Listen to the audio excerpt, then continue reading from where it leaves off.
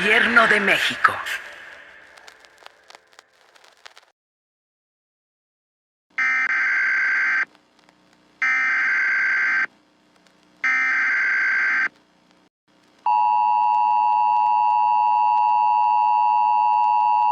Alerta nacional.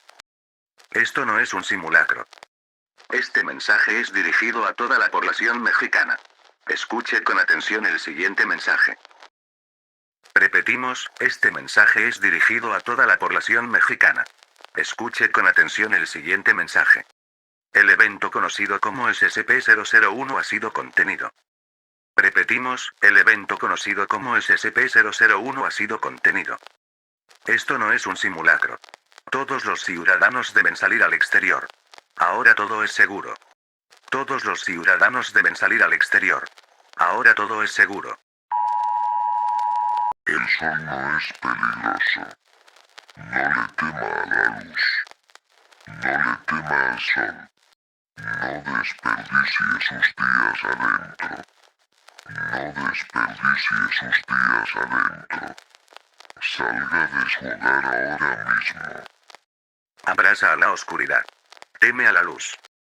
Sus gobernantes los han abandonado. Los únicos que quedan son ustedes y nosotros. No habrá guerras, hambre ni dolor.